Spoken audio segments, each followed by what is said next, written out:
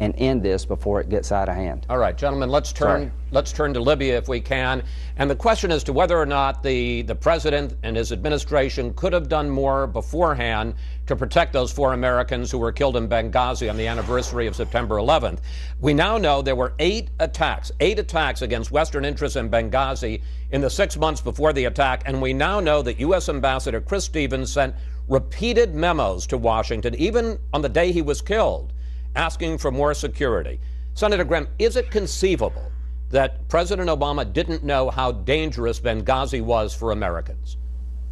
No administration is going to send the President of the United States out into the public arena, not telling him about an attack in April and June. What if the President were asked by a reporter in June, tell me about the consulate attack in Benghazi, what do you think about it? And he said, I don't know. So I find that inconceivable. This is going to be a case study, studied for years, of a breakdown of national security at every level. Failed presidential leadership, senior members of the Obama administration failed miserably. The Benghazi, Libya consulate was becoming a death trap. The British left, the Red Cross left because of a deteriorating security environment. We requested additional security, was denied because we wanted to normalize relationship with a non-existent government. We should have closed that consulate long before September 11, or heavily reinforced it, and I put that on the President of the United States. This was a national security breakdown before, during, and after the attack. Now, Senator Durbin, I think we would all agree the President doesn't get down into the weeds and decide the actual security level in Benghazi, but given all of these warnings, why didn't he and his administration do more, whether it was to beef up security or to close the consulate? Why didn't it do more to protect those 4 Americans who were killed?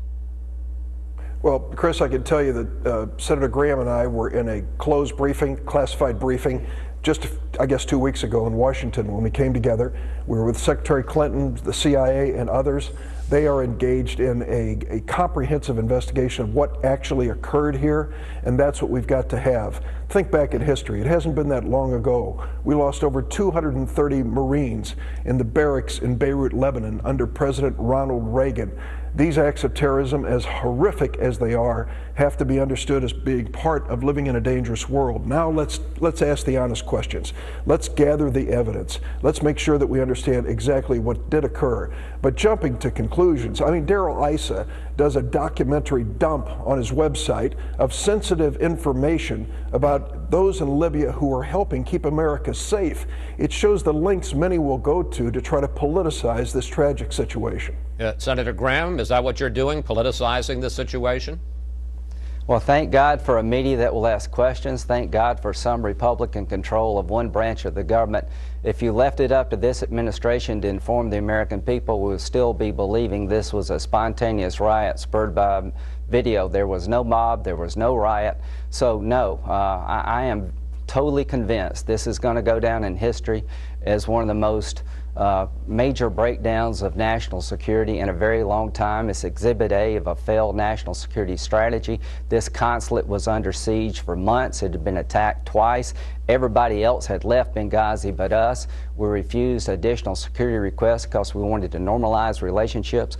For over 7 hours on September the 11th, the day of heightened concern throughout the world for America, the anniversary of our September 11th attack, this consulate was attacked for over 7 hours. There were no land forces available to reinforce the consulate. No Air Force, no air power was sent over to help these people for over 7 hours. And after the attack, you had one convoluted, distorted, deceiving explanation. Senator Graham, we're going to get to the accounts, the shifting accounts, in a moment. But I want to press my question with you again, Senator Durbin, because you didn't really answer. Why didn't, with all of these warnings, I mean, we had repeated memos from the ambassador, repeated requests from the security team on the ground. Why didn't the administration do more to protect these people in Benghazi?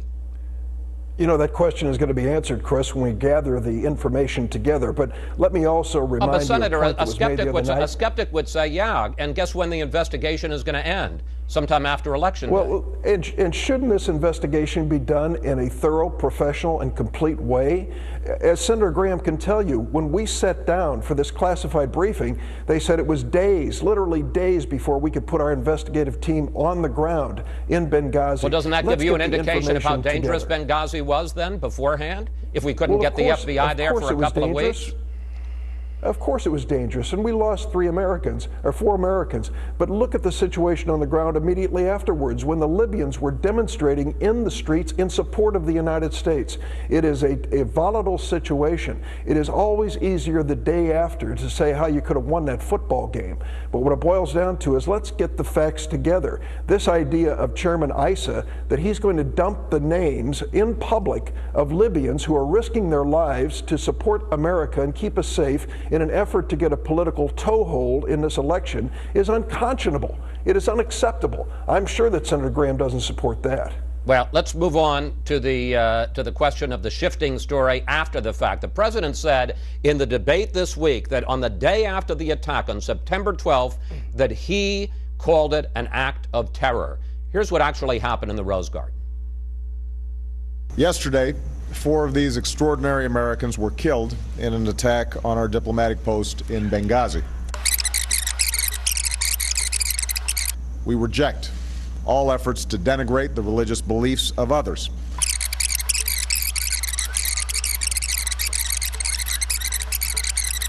Of course, yesterday was already a painful day for our nation as we marked the solemn memory of the 9/11 attacks.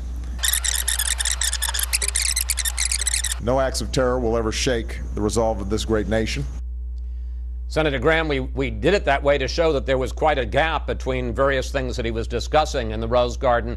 Did the president, did his team call this an act of terror from the start? And do you really believe that they were playing politics with the way they were spinning out this story?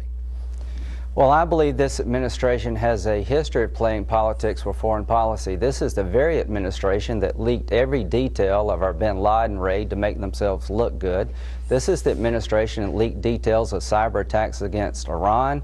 The underwear bomber plot was foiled, and they leaked the details of the double agent we had that put our allies at risk and operatives at risk. So the question is, would an administration who leaks detailed classified information over a series of weeks to create a narrative that they're strong on foreign policy, would they deceive and deny? The reason they do not want to admit it was a al-Qaeda inspired militia attack that could be seen coming for months in a deteriorated security environment where the British and the Red Cross and everybody left but us, it undercuts the narrative that by killing bin Laden, al-Qaeda is dismantled on the run and the wars are receding. This is Exhibit A of a failed foreign policy. Al-Qaeda is alive and well in Libya, Iraq, Syria, and the wars are not receding. And what happened in Benghazi is a case study in failure at every phase, before, during, and after. And what they did after the attack, I think, is just absolutely unacceptable. They tried to confuse, delay, and deny, create a narrative this was a spontaneous event when it was not, because the truth of the matter is the Benghazi, Libya consulate was a death trap long in the making, and this is failed presidential leadership at its worst. Let me bring in Senator Durbin. Despite what the president says he did, his team clearly refused to call it an act of terror for at least a week. Take a look. This is not a case of protests directed at the United States writ large or at U.S. policy. This is in response to a video that is offensive. It was a spontaneous reaction to what had just transpired in Cairo as a consequence of the video.